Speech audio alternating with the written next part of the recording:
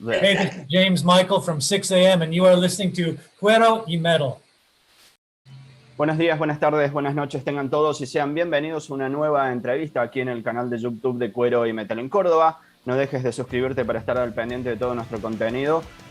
Hoy tenemos un invitado muy especial con nosotros. Lo tengo del otro lado, el gran James Michael de la banda Sixx AM. James, ¿cómo estás? Bienvenido a CUERO y Metal en Córdoba. How are you? Para comenzar, quisiera saber cómo han sido estos días previos al lanzamiento de esta colección de canciones titulada Hits y que verá la luz el próximo viernes 22 de octubre. This whole process has been really exciting and very gratifying. I think that any artist or any band that reaches the point in their career, if they're lucky enough to reach a point in their career where they can put together an album called Greatest Hits or Best Of, it's a real milestone, and I think that has not escaped any one of us.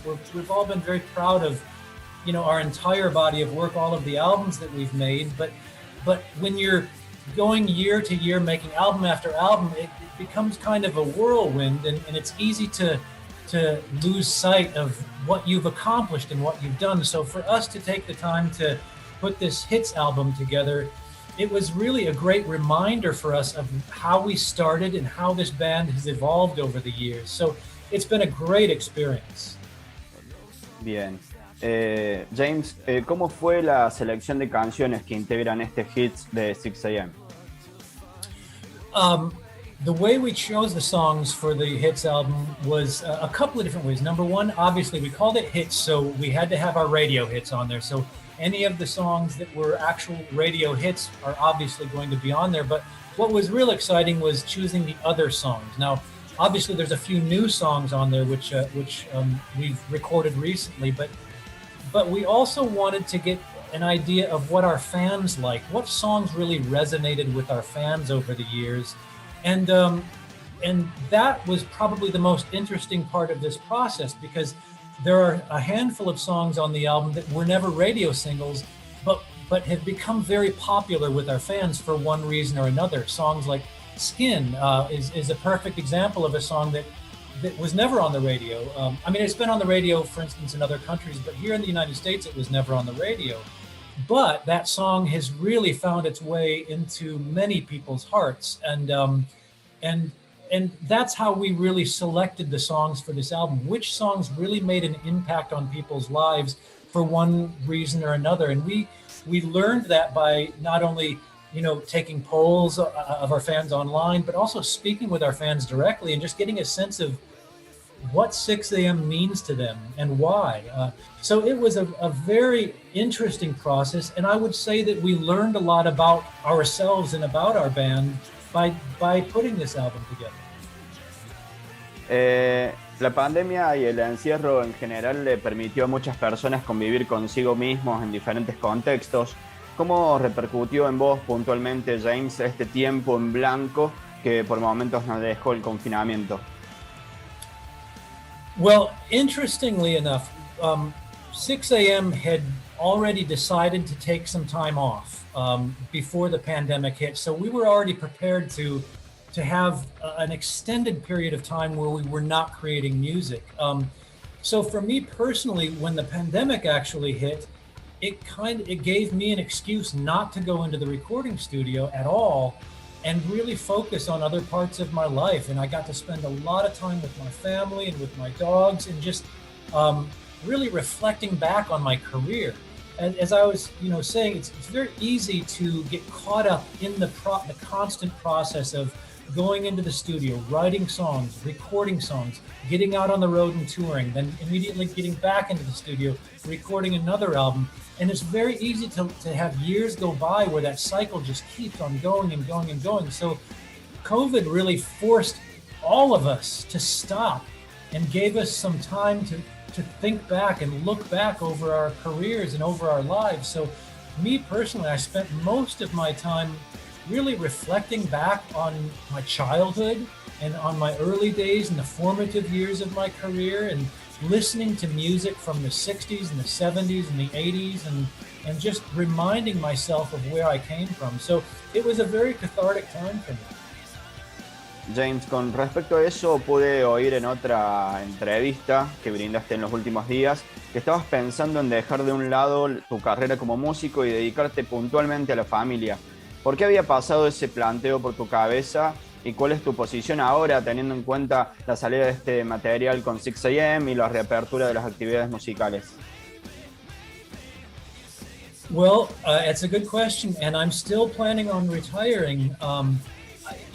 For a few reasons. Number one, I've written so many songs in my career that I'm reaching a point where I don't personally need to hear any more songs that I've written. I want to hear other people's songs. So there's that part of me that just feels like I've accomplished everything that I wanted to accomplish in music, and I'm very proud of that.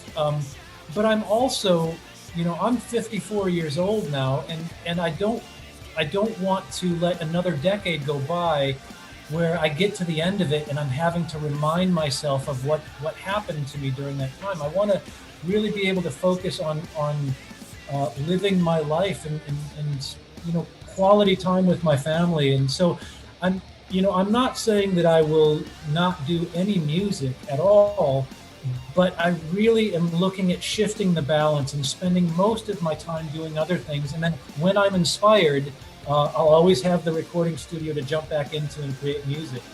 But yeah, I've been doing it for such a long time that I've kind of forgotten how to be a music fan, and I want to become a music fan again. When I'm in the process of making music, I forget to listen to music as a fan, and so that's kind of my new focus, is just remembering what that felt like. Bien. Me imagino que el freno de Nikki con Mötley Crüe y el de Stadium Tour te dio mucho más tiempo juntos entre Ashba, Sixx y vos. ¿Pudieron mantenerse cercanos a pesar de la distancia que impuso esta pandemia? Well, we all live in different states now, so we live very far apart. So it is challenging. It's difficult for us to all get together in one room. But just like we're talking right now, we use Zoom to do our writing, and we send music back and forth. So we found ways to overcome that. But that has been something that has been kind of heartbreaking about the way Sixx has evolved over the years. Is when we started off, all three of us were always in a room together. We were always making music together in a room.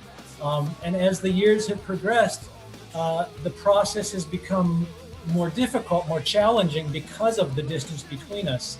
But I'll tell you what, I think that what the distance has done, it's made us appreciate the friendships more. When we do get on the phone and talk now, we don't just talk about music. We talk about other things. We talk about life and about our personal lives, and we focus more on that kind of stuff. So there are advantages and disadvantages to it. But yeah, I really miss the three of us just hanging out in a room together and laughing and maybe making up a song, or maybe not writing a song at all. But that's what the future is for. And I think that as we all kind of explore the idea of our retirements at different times, we'll have more time to do that. Bien. Este álbum compilatorio llamado Hits tiene una nueva canción titulada The First 21, que grafica un poco lo que podremos encontrar en el nuevo libro de Nikki Sixx que lleva el mismo nombre. ¿Cómo se presentaron las ideas para este single?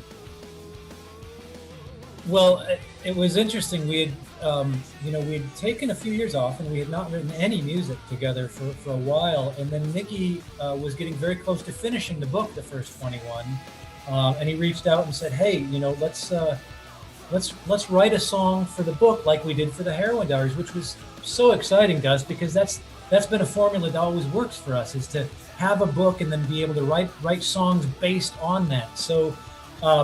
So this was an exciting thing, and it was especially fun because it had been a few years since we'd actually written and recorded together. But also just because I really love the idea that now we're going back and we're introducing the world to a whole different part of Nikki's life that people were unaware of before.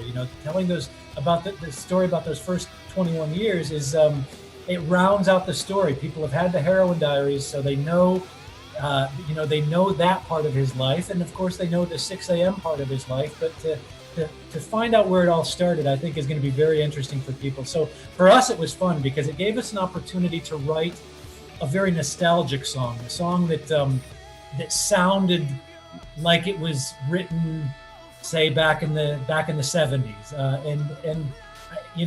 I hope that we've achieved that, where we've kind of, the nostalgia of the song itself forces you to think back over your life, over your younger days, over your childhood, and reflect on it in a way that is that's positive and hopefully meaningful. James, ¿cómo ha sido para vos convivir con el autor de estos libros que de alguna u otra manera le dieron vida a la banda 6 a.m.? Well, it's been an interesting journey being friends with Nikki, all the way back to the beginning, to the Heroin Diaries. It was always very interesting because I knew Nikki, for years before we actually started 6 a.m. And I knew him as a friend, as a songwriting partner, as a fellow musician. And of course, I knew his reputation. I knew the stories, like everyone knows the stories about Motley Crue. So it was very unusual for me to read the Heroin Diaries for the first time and yet have this guy in my life that is my friend and then be reading about all of these crazy, crazy stories about him. And it was kind of confusing because the Nikki that I know as a friend would never do those things that he did in the book, So it was a very strange thing to get to know him as a human being. At the same time, I'm getting to know him as a reputation. So that's been interesting throughout all of the years. Now with the first 21, it all starts to make a little bit more sense because even for me as a friend, it's rounding out the picture of who this man is. Claro. Y teniendo en cuenta de las locuras estas que se cuentan de su paso por Motley Crue como creador de Motley Crue y de innumerables anécdotas, en cuanto al proceso de estos 14 años juntos dentro de un mismo grupo, ¿cómo lo ves hoy personalmente hablando a Nikki? Nikki it's funny because he's so good at being the rock star that he is. But behind the scenes, he's so good at being the human being that he is. He's a very devoted father, a very devoted husband, and a very devoted friend. And it's been very interesting to see both sides of him. But I feel very lucky to know the human side of him as well as I do. And that's another reason that I'm so pleased that he's putting these books out, because I think that the more that people do learn about him, the more impressed they are with what a great human being he is. James, te tengo que decir que de verdad estoy muy ansioso realmente con la salida de Hits y espero que sea una nueva conexión de 6 a.m. junto a sus fanáticos de cada rincón del mundo. ¿Crees que en algún momento llegará este proyecto a la Argentina? ¿Tendremos el gusto de verlos en vivo? Well, we don't have any touring plans at all right now. So I never say never. And I certainly, that's one of my big regrets is that we haven't been there to perform. But we'll just have to see. I think that, right now we're focused on releasing the Hits album. But then also, of course, Nikki is going to be doing the stadium tour, which is going to, I think, probably be at least a year or two. So we'll just have to see. The one thing that I've learned about 6 a.m. is I never say never. It always, we love this band. We love the project. And, it's always kind of bittersweet because when we finish an album, we usually say, all right, this is the last album we're going to make. And then, of course, something inspires us. So you never know what's going to happen in the future. But for right now, we feel like we've put a nice bow on this more than a decade of music from 6 a.m. So we're really excited about the Hits album. And I think that, for both old fans and new fans alike, I think it's a good way to learn about 6 a.m., who 6 a.m. is, how we started, what we've become over the years. And then, of course, there's all the other music out there on streaming that they can dive into if they like what they hear. Para ir finalizando, te quiero agradecer nuevamente por tu tiempo con Cuero y Metal en Córdoba e invitarte a dejarle un mensaje a los fans de Sixx de Latinoamérica que estarán pendientes de esta entrevista. Well, we are just so grateful. It's been amazing to us how our music has found its way into so many people's lives all around the world. And even though, to your point, we've never been there, you know, we feel like we've been able to make a special connection with you, and we're grateful for all of the support over the years. And you know, at the end of the day, we're just three guys that really enjoy being with each other, making music, and the fact that we get to share that with all of you is such a blessing. And that's one of the reasons that we've done this Hits album, is to celebrate not only the music that we've created over the years, but to celebrate the family that we've built, the enormous worldwide Sixx family of which you're all a part. Bien. Esta entrevista, además de salir vía YouTube, va a sonar radialmente el 22 de octubre cuando presentemos Hits. Así que lo invito a James a que deje dos canciones, que elija dos canciones de este Hits para que suenen posterior a la entrevista en nuestro programa de radio. Oh boy. I would say I would love to have him play the rock version of Skin, because that song, people really respond to that song, but because it's been a piano ballad, it doesn't get played on a lot of rock stations, obviously. So I'd love that one. And then, oh boy, the First 21. I love that song. I'm so excited about it, and so far people really seem to be reacting to it in a positive way. So I would say those are my choices. Perfect. Thank you very much. Awesome. Thank you, James. Thank you for your time. Okay.